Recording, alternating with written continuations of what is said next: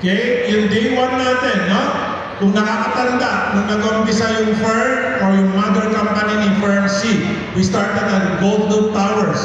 Yung tatlong ground floor niyan ng Gold Loop Towers, Fern offices, at meron pa po tayong 2 floor dun sa itaas.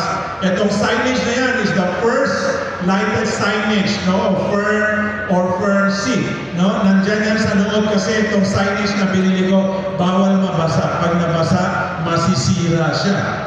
At ito po, yung Fern na apat na letra, nasa Shaw Boulevard po yan. Nagre-renta lang ako dati. No? And this office, no, nung humina yung negosyo, isinara ko yan. Ang nasave ko lang dyan, siyempre yung tiles, you know, yung folding enclosures, pinto, lahat, wala akong nasave doon. Ang nasave ko lang yung apat na letra na inilipat ko dun sa 400 square meter warehouse natin.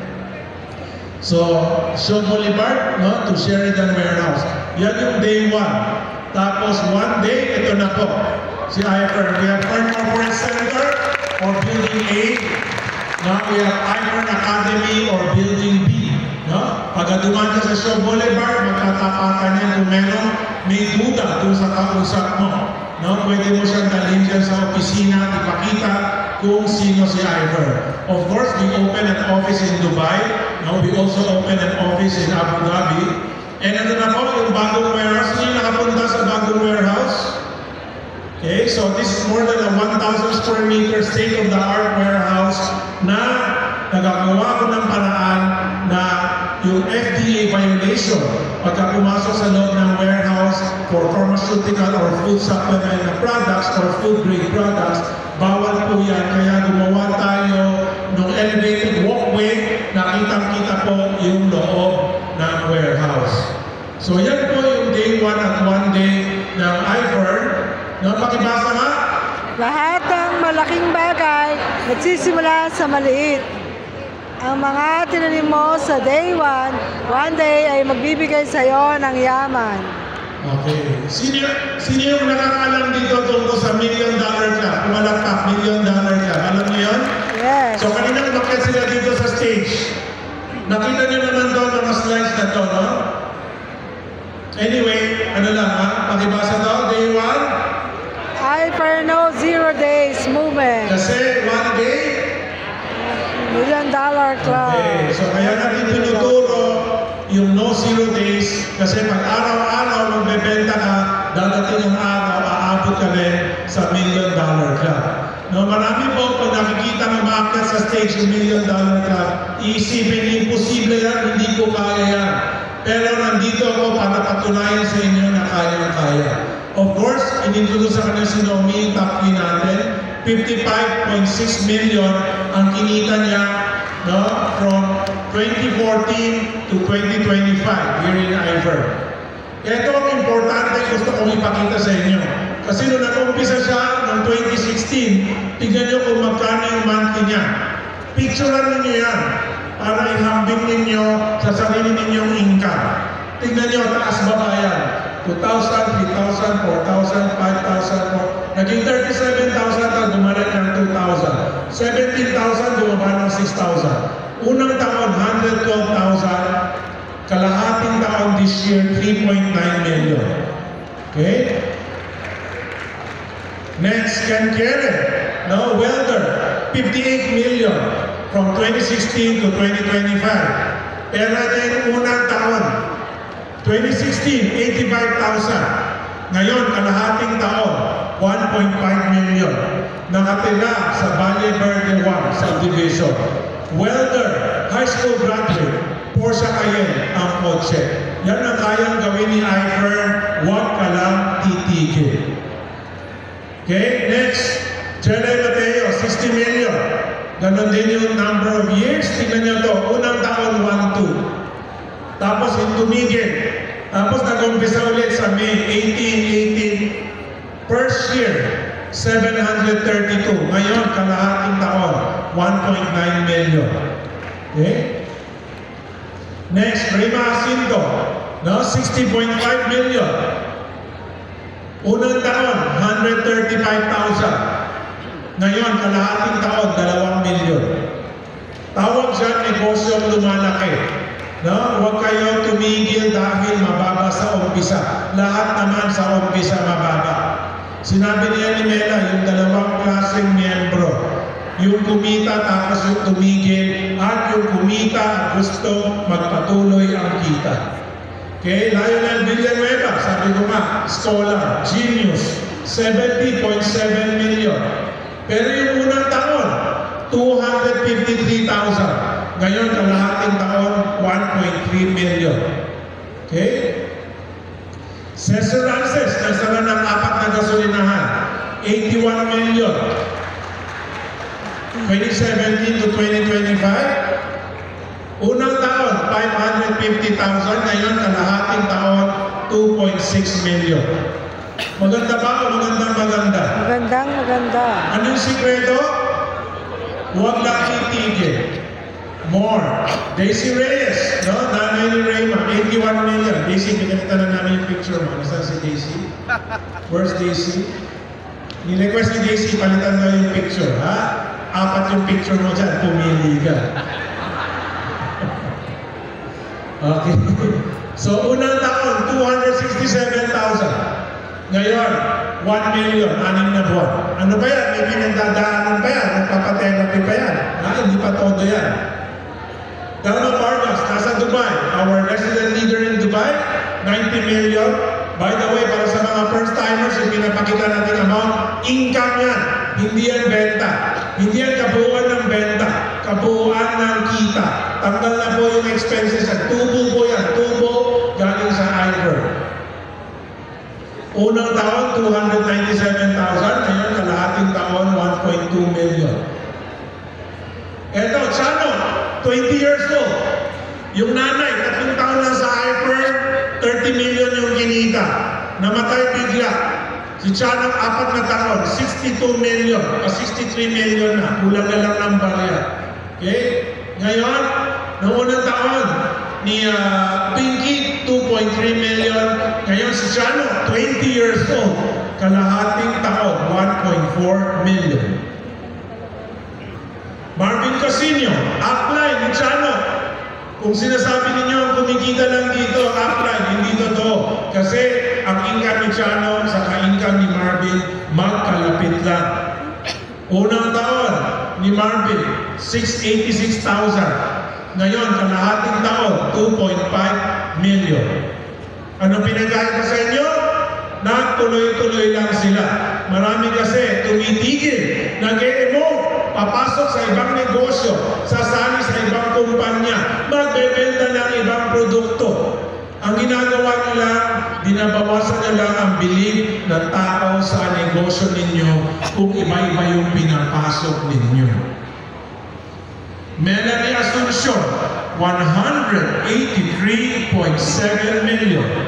Ganon din, 9 years lang din. Unang taon, 156,000. Okay? Ngayon, kalahating taon, 8.5 million. Sinabi niya kanina, focus lang. Huwag lang titigil. Alexis Asuncion, 193.5 million. Unang taon, 299,000. Ngayon, kalahating taon, 7 million. Pag idagdag mo yung July income, 1.5, nasa 8.5 million na rin si Alex from January to July 2025. Kung minimum wage ka, 1 million 6 na taon. Of course, the upline of everybody, 001 Des Lacerna. Okay, with the husband, Arvin Lacerna. Itong sign na to, ibang kumpanya ba yan? Yung picture na to, yan yung kumpanyang pinagmulan nila. 239 million, Des Lacerna. Ngayon, unang taon, 1.5 million. Ngayon, kalahating taon, namatayan pa ng asawa, 4.5 million. Ang tawag dito, matinong negosyo, magandang negosyo, negosyo pwede ipamana. Tingnan nyo to. Ito yung July 2017 Mid-Year Awardee. May mga ibang mukha dyan, patay na. May mga ibang mukha dyan, wala na dito sa iFirm. May ibang mukha dyan, nagtayo na ng sariling kumpanya. May mga iba dyan, missing in action, hindi mo na alam kung nasaan sila. Okay? Eto, tignan nyo. Millionaires Club in 2017. Ilan ang $1 million club dyan ngayon? Okay? Alex, Melan, Telma, Lionel, Des. Okay? Millionaires Club, 2017, Millionaires Club. Sino na ang Millionaires Club dito? Taas ang kamay, pwede tumayo ang mga Millionaires Club. Kung Millionaires Club ka, dyan ka mapunta ngayon. Ha? Millionaires Club ka, papuntang $1 million club. Sino multi-millionaires club? Kumita ng 5 million sa iFirm. Pwede tumayo? Multi-millionaires club. Okay? Kung multi-millionaires club ka, tignan mo. $1 million club, $1 million club, $1 million club, $1 million club. Itong dalawa, nagtayo ng sariling kumpanya. Yung jowa niya, nagtayo rin ng sariling kumpanya. Si Des na lang yung nandito at kasama yung mga downlines niya. Okay? Pag magtuloy-tuloy ka na, kung nag-millionaires club ka, nag-multi-millionaires club ka, papunta ka rin sa $1 million club ng iFirm. Okay ba kayo? Mga inaantok na kayo? Okay. Baka parang humila na ito lang, mauna na kayo para masubukan nyo naman yung pagbaha. Okay, let's watch this video. Wala.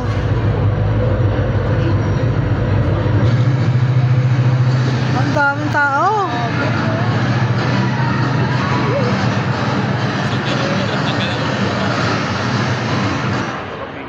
Grabe. Sinihirap na hirap na sa iFirm business nila. Utang ina nyo. Hanggang ano pa nararanasan yan, magaan pa. Magaan pa yung negosyo nyo. Naranasan nyo na ba yan? Hindi pa. Sa Pilipinas nga walang ganyan eh. Kasi ito kailangan humiga o hindi, tatama ka doon sa tunnel. Sa Pilipinas may ganyan pero walang tunnel. Tama? Ano daw? Sa India nga. Marami kang gusto ipadala sa India dito. Hirap na daw eh. Putang ina. Kaya mo nga mag-grab food. Kaya mo maglalamove. Ha? Kung kaya mo sumakay sa loob ng train, angat ka na dyan. Sila sa taas na nasa ng train. Pakibasa nga. Kung iniisip mo na mahirap ang buhay, ganito ang tinitiis ng iba para lang makapaghanap buhay. Baka kala nyo check to holiday ito ah. Ha? Ano to? Everyday papunta sa trabaho yung biyahe na yan. Commuter siya papunta sa trabaho para may kikitain sa pamilya. Okay, let's watch this video. Kasi yung mga, sandali post mo na, yung mga kampante sa trabaho nila, ha? Hindi mabitawan ang trabaho nila kasi naaawa siya sa amo niya. Kasi naaawa ka sa boss mo. Panoorin mo to.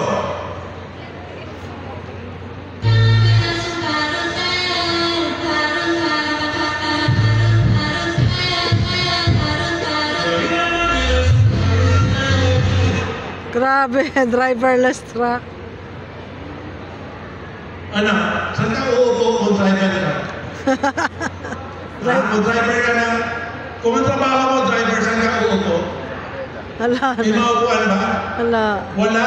Kasi tinipid nila, tinanggal na nila yung upuan, tinanggal na yung manibela, kasi hindi na kailangan ng driver. Oh, galing. Kung ang trabaho mo driver, dyan papunta yung trabaho mo. Driver, napansin niyo ba yung mga lumalabas ngayon, yung mga grab taxi na electric? Yes. Diba? Nakuso sa kanya yung mga electric. Ang next self-driving na. Huwag niyo isipin na imposible mag-self-driving sa Pilipinas kasi ang gugulo ng mga motor, ang gugulo ng mga tricycle. Simple lang na tanong. Sino ba mas mabilis mag-reaction? Computer o tao? Computer. Kung ang tao kaya umiwas, ang computer kaya rin umiwas.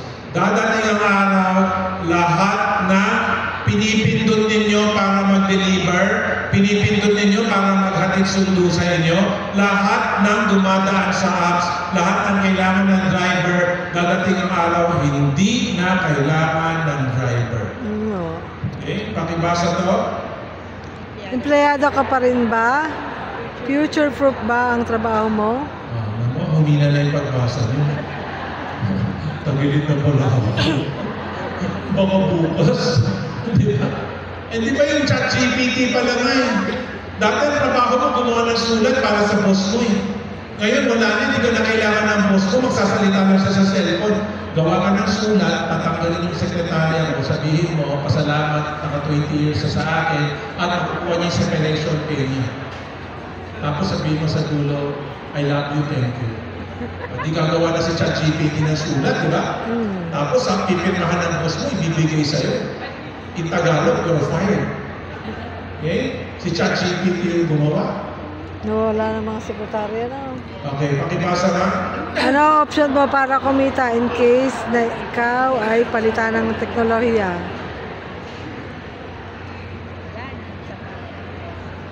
When you are no longer So, afraid. sumagot kayo. Ano yung options nyo? Mag-iPhone! Options nyo, ano? iPhone! Ano? iPhone! iPhone! Sabi ko na nga, tumatalin yung audience ng season. Okay, let's watch. Sinasabi ko ba sa tao, kailangan meron tayong animals na video. Ako hindi na maintindihan. Okay, let's watch this video. Happens mindset.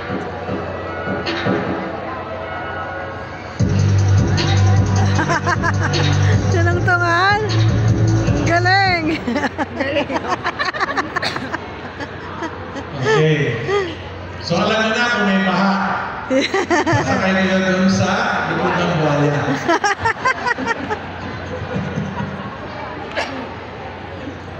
You're never afraid of anything. Ito panorin niyo mabuti itong video na to. Na maybe you will realize something after watching it.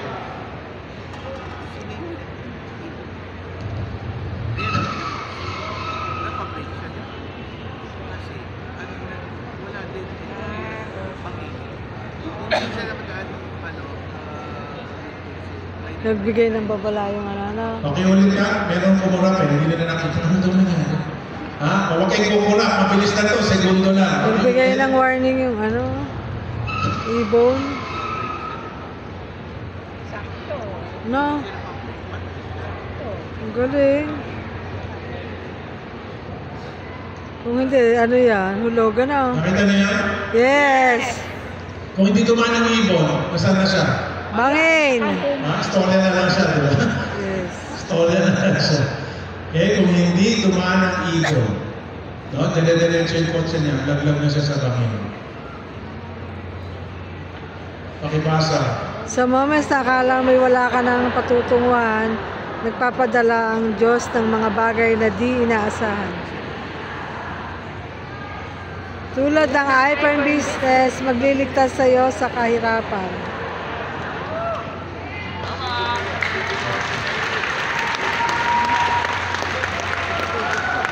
Yung mga naghahanap palagi ng sign, eto na yung putangin ng sign mo. Walang sign na ibibigay sa'yo na walang puhunan, walang gagawin, yayaman. Kahit na gano'n ka magaling magdasal, ilang dekada ka na nagdadasal, ang tanong ko, yumaman ka na ba? Di ba? Habang nagdadasal ka, may gumagawa ng flat control. Sorry. Habang nagdadasal ka, may nagtatrabaho. Habang nagdadasal ka, may nagninegosyo. Di ba? Nagdasal ka, ipinakita na sa'yo, pero ang gusto mo yung walang gagawin. Wala pong ganon. Marami niyang naligtas si Ivern. Nandun na lahat ng pruweba. Yung mga pruweba namin, makakausap mo, makakamayan, matatanong, pwede ka magpa-selfie, pwede ka humingi ng advice sa kanila. Marami ang nandito, ilang taon na. Sir, pa-mentor po. Sir, may tatanong lang po. Sir, magpapaturo lang po. Sir, hindi ko alam anong gagawin ko.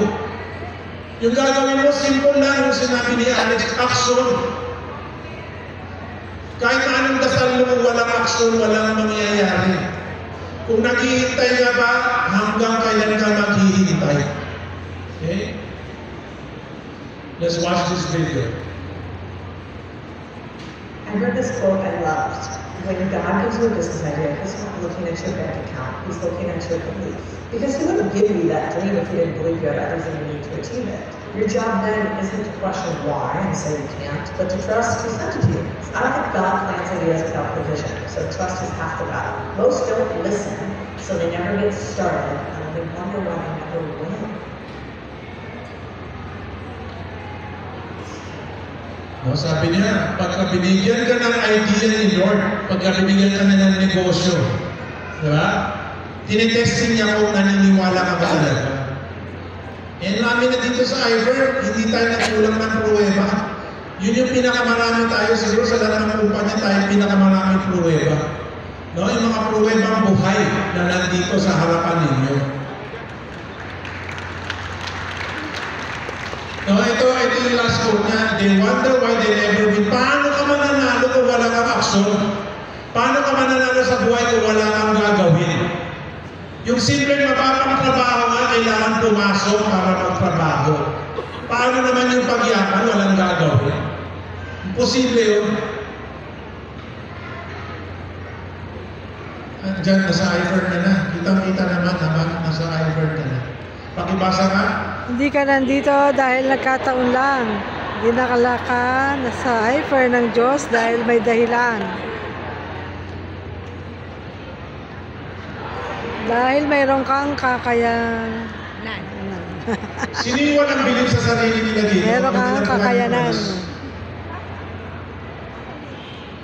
Sino may bilib sa sarili kakayanan? Pwede tumayo? Ako. Believe ako, may kakayanan ako sa If sarili. you believe in yourself, please stand up. Kung naniniwala ka sa sarili mo na meron kang dahilan para mabuhay, meron kang dahilan para magnegosyo, may dahilan ka para magtrabaho. Naniniwala ka ba? Yes! Talaga ba? Yes!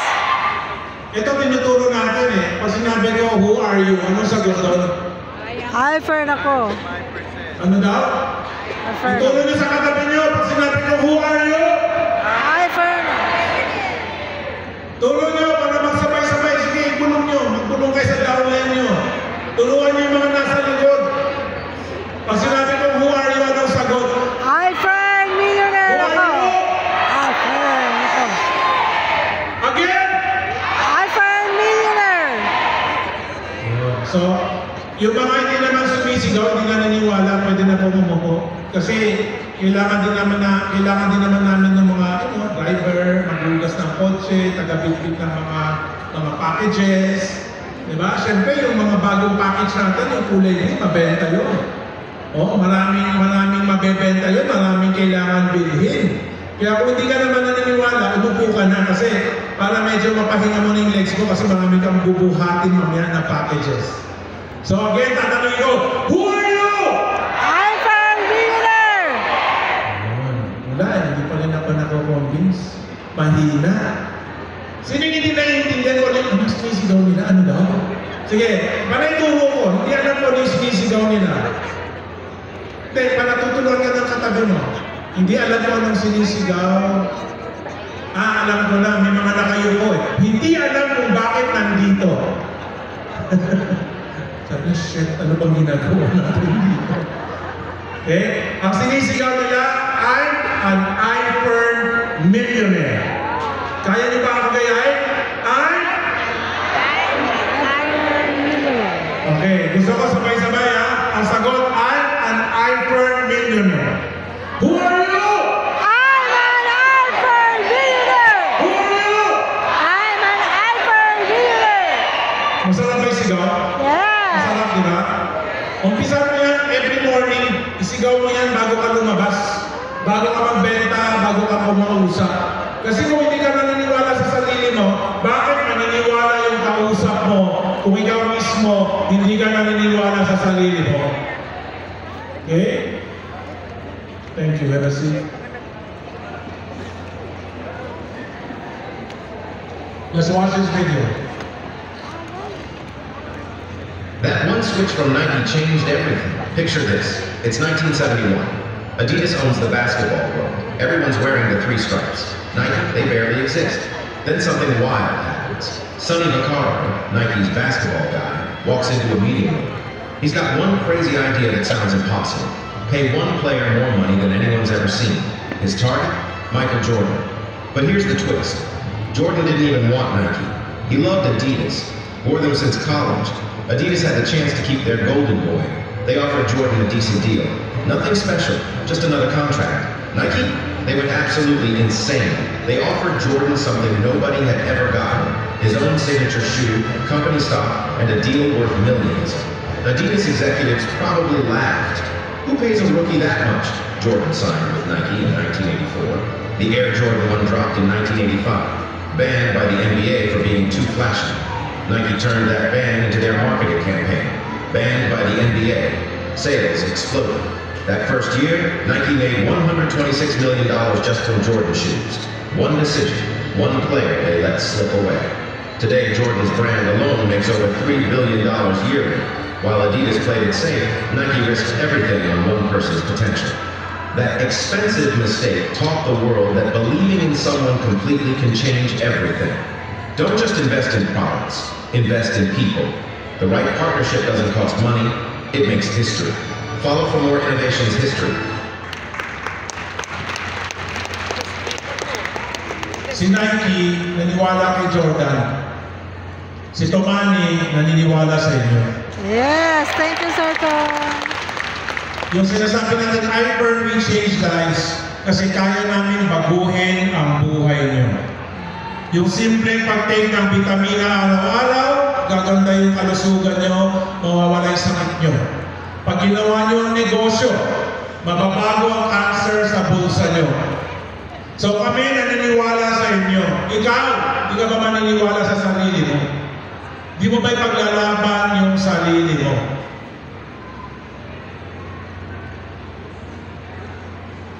Pakibasa nga. Kung ang opportunity sa harap mo ay may potensyal, huwag mag-atubili, grabit, sumugal. Itong maganda eh. Hindi ka sa hyper sumusugal. Hindi ka sa hyper sumusugal. 2003 pa kami. 22 years na. Alam ko kung saan ako papunta. Kailangan mo lang sugalan yung sarili mo. Kaya mo bang tayaan yung sarili mo? Yes. Tumataya ka sa bingo eh. Tumataya ka sa walang kwenta mga online games ng Gcash na walang nananalo ron. Basta electronic yan, basta computer ang nagpapatakbo, talo kayong lahat. Sumugal ka sa sarili mo. Kasi sino ba bang susugal sa sarili mo? Kami nga, namin sinugalan dito. Ang namin tinulungan, sinuportahan. Tapos sasabihin sa akin, wala nang kumpiyansa.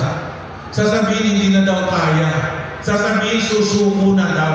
Ang tanong, sino ba bang ibang susugal sa'yo maliban sa amin? Sarili. Pakibasa nga. Dahil ang pagkakataon, pag pinalagpas at sinayang, ikaw din sa huli ang manghihinayang. Pakibasa nga ulit doon sa dahil. Dahil ang pagkakataon, pag pinalagpas at sinayang, ikaw din sa huli ang manghihinayang. Ako hindi na ako bata, 56 na ako. Okay? 57 lang. In November. Okay? So may mga nakikita ko dito, mas matanda sa akin. Marami rin ako nakikita, mas bata sa akin. Ito lang ang tip ko sa inyo, marami na nakausap mga doktor, no, and I read books and I saw videos. Pagtanda daw ng mga tao, pag mamamatay na. No? Isa lang daw ang iniiyakan, regret. Ha? Walang umiiyak dahil tumaya at natalo.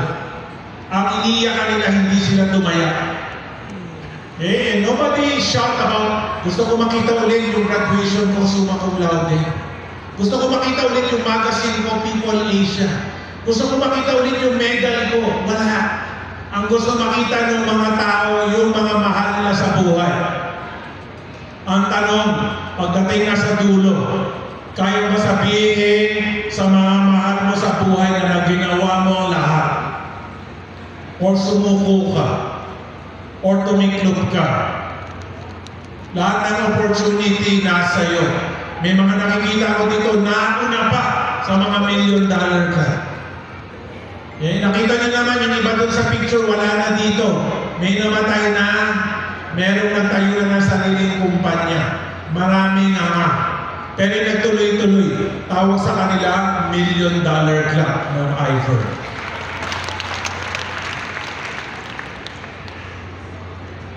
This is why 99% of people never see their true potential.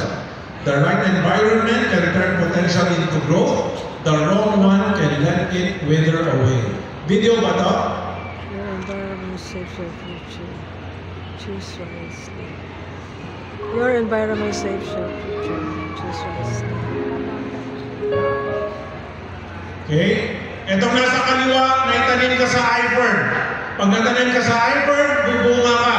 Doon, natanim ka sa EDSA. Naipit ka sa traffic. Wala nangyari sa'yo. Tama?